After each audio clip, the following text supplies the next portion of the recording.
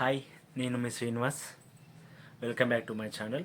నా ప్రీవియస్ వీడియోలో మీకు నా క్యాన్సర్ సిమ్టమ్స్ గురించి నేను తీసుకున్న నేను పడ్డ పెయిన్ గురించి అన్ని డీటెయిల్స్ మీకు చెప్పాను కదా. సో ఫస్ట్ స్టెప్ నేను ఎట్లా తీసుకున్నాను కూడా మీకు ఆ డీటెయిల్స్ చెప్పాను. సో అది నా లింక్ డిస్క్రిప్షన్లో ఇస్తాను, వెళ్ళి చూడని వాళ్ళు ఉంటే. సో అది ఇంచుమించు నేను ఒక 6 మంత్స్ 7 మంత్స్ వరకు డీలే చేశాను. అది చాలా ఎక్కువైపోయింది పెయిన్. లాస్ట్గా నేను ఇక ఏప్రిల్ ఫస్ట్ వీక్ వచ్చేసరికి నాకు తట్టుకోలేనంత పెయిన్ వచ్చింది. మోషన్కి వెళ్తే చిన్నపిల్లలు ఏడ్చినంత ఆ, అంతగా ఏడ్చేసే అంత పెయిన్ వచ్చింది.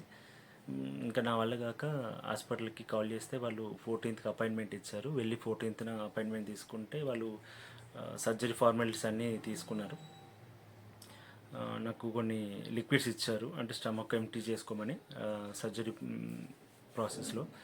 అవన్నీ తీసుకొని నేను నైట్ నుంచి డైట్ చేసి ఆ లిక్విడ్స్ తీసుకొని స్టమక్ అంతా ఫ్రీ చేసుకున్నాను. నెక్స్ట్ డే అంటే 15th ఏప్రిల్ 2023లో నేను హాస్పిటల్లో అడ్మిట్ అయ్యాను. ఆ రోజు ఆఫ్టర్నూన్ అంటే ఇంచుమించు 12 అట్లా సర్జరీ ఉందని చెప్పారు. అడ్మిట్ అయిన తర్వాత ఇంకా సర్జరీ ఫార్మాలిటీస్ అన్నీ ఫినిష్ చేశారు. సో 12 అనుకుంటా ఆ టైంకి సర్జరీ థియేటర్లోకి, ఆపరేషన్ థియేటర్లోకి తీసుకెళ్లారు. సో ఫస్ట్ టైం నేను నా లైఫ్లో సర్జరీని ఫేస్ చేశాను. అది చాలా భయం వేసింది. ఎంత అంటే ఇంకా షివరింగ్ వచ్చేసింది. ఫస్ట్ టైం అనస్థీషియా ఇచ్చేటప్పుడు నర్వ్స్ దొరకక బ్యాక్ బోన్లో కొంచెం అది ఇంజెక్షన్ ఇచ్చేటప్పుడు కొంచెం కళ్ళు తిరిగిపోయాయి. ఆ టెన్షన్ భయం వల్ల అనుకుంటా. ఐ థింక్ మేడం కొంచెం టైం ఇచ్చి ఆపేశారు. మధ్యలో ఒక 5 minutes మళ్ళీ గ్యాప్ ఇచ్చారు. నేను కొంచెం మళ్ళీ రెస్ట్ తీసుకొని మళ్ళీ బ్యాకప్ అయిన తర్వాత మళ్ళీ అనస్థీస్ ఇచ్చారు. అది నెక్స్ట్ టైం కొద్దిగా పర్వాలేదు, కొంచెం నేను ధైర్యం తెచ్చుకున్నాను. సో ఒక 5 minutes కూడా అవ్వలేదు, 5 minutes కూడా లేదు, అంతలోపు నాకు అనస్థీషియా అంటే ఎక్కేసింది. అంటే హాఫ్ ఆఫ్ ది బాడీ ఇచ్చారు, అంటే స్టమక్ నుంచి కింది మా కాళ్ళ వరకు మత్తు ఇచ్చారు. ఆ మత్తు ఇచ్చిన తర్వాత ఒక 5 minutes అట్లా అంతా ఆపరేషన్ థియేటర్ మొత్తం అంటే మేడం అన్నీ వచ్చేసారు, రెడీ చేశారు. సర్జరీ ప్రాసెస్ కూడా స్టార్ట్ అయింది. నాకంటే నేను చూస్తున్నాను, నాకు తెలుస్తుంది, బట్ పెయిన్ లేదు కానీ నాకు కనిపిస్తుంది. నాకు ఇట్లా పరదా కట్టేశారు కనిపించకుండా ఆపరేషన్ చేసేటప్పుడు. సో అది మొత్తానికి నేను అంటే నా పక్కన ఒక అనస్థీషియా మేడం కూడా కూర్చున్నారు. వాళ్ళతో మాట్లాడుతూనే మేడం నాకు సర్జరీ ప్రాసెస్ స్టార్ట్ చేశారు. వాళ్ళు సర్జరీ చేస్తున్నారు, నేను ఇక్కడ మాట్లాడుతున్నాను. సో సర్జరీ అవుతున్న టైంలో ఆల్మోస్ట్ సర్జరీ అయిపోయింది. లేజర్తో చేశారు ట్రీట్మెంట్, చాలా ఈజీగా అయిపోయింది. బట్ సర్జరీ అయిపోయే టైంకి మేడం ఒక మాట చెప్పారు నాకు, బాబు మీకు పైల్స్కి కొంచెం పైన ఒక గడ్డలాగా ఉంది, అంటే ఒక ట్యూమర్ లాగా ఉంది. అది నాకు కొంచెం ఎందుకో డౌట్ వస్తుంది. అది కొంచెం శాంపిల్ తీసి మనం బయాప్సీ అంటే టెస్ట్కి పంపిస్తాము అని చెప్పారు. అంటే ఏమైంది మేడం, ఏమైనా ప్రాబ్లమా, అంటే సీరియసా ఏమైనా అట్లాంటిది అంటే అదేం లేదు, రిపోర్ట్స్ వచ్చినాక ఏమైనా చూద్దాము, జస్ట్ కనిపించింది కాబట్టి మనం వదిలేయద్దు కదా, కొంచెం డౌట్ ఉంది అందుకే తీసానని చెప్పారు. సరే మేడం అని చెప్పాను. సో మొత్తం ఒక 40 minutes ప్రాసెస్ కూడా పట్టలేదు అనుకుంటా, అంత లోపే అయిపోయింది. నన్ను ఒక 10 minutes తర్వాత వార్డులో వేసేసారు. మీకు పిక్ కూడా పెడతాను చూడండి ఇందులో. ఒక వార్డులోకి వెళ్ళిన తర్వాత ఒక 2-3 hours తర్వాత కొంచెం మత్తు దిగడం స్టార్ట్ అయింది. అప్పుడు ఒక మ్యాక్సిమం ఒక 4 hours అనుకుంటా, 2 to 4 hours పైల్స్కి సంబంధించిన పెయిన్ బాగా తెలిసింది నాకు. తట్టుకోలేకపోయాను. తర్వాత ఒక 4-5 hours తర్వాత అంతా నార్మల్ అయిపోయింది. అసలు పైల్స్ సర్జరీ చేసినట్టు కూడా నాకు పెద్దగా అనిపించలేదు. ఆ తర్వాత నేను నెక్స్ట్ డే మార్నింగ్ 16th ఏప్రిల్న డిశ్చార్జ్ చేసేసారు, ఇంటికి వెళ్ళిపోయాను. సో అంతా నార్మల్ అయిపోయింది, బ్యాక్ టు నార్మల్. మాకేమీ అనుకున్న సర్జరీ అయిపోయింది. ఇంతకంటే మామూలుగా సర్జరీ అంటేనే ఇష్యూ కదా, ఏదైనా పైల్స్దైనా ఏదైనా సర్జరీ అనేసరికి మనం ఫియర్ అవుతాం కదా అట్లా. సో అంతా నార్మల్ అయిపోయింది, ఇంకా అంతకుమించి ఏముండదు అనుకో. అసలు రిపోర్ట్స్ గురించి మేము గుర్తులేదు, మర్చిపోయాం. నేను తర్వాత బ్యాక్ టు నార్మల్ ఆఫీస్కి వెళ్ళడం, డ్యూటీ చేసుకుంటున్నాను. నేను నార్మల్గా అయిపోయింది 3 days తర్వాత. సో ఫైనల్గా 20వ తారీఖు ఏప్రిల్ 20 తారీఖు రిపోర్ట్స్ వచ్చాయి. మేడం కాల్ చేశారు. నాకు ఎందుకు డౌట్ వచ్చి అదేంటి మళ్ళీ ఎందుకు కాల్ చేస్తున్నారు అని, రిపోర్ట్స్ గురించి మర్చిపోయాను.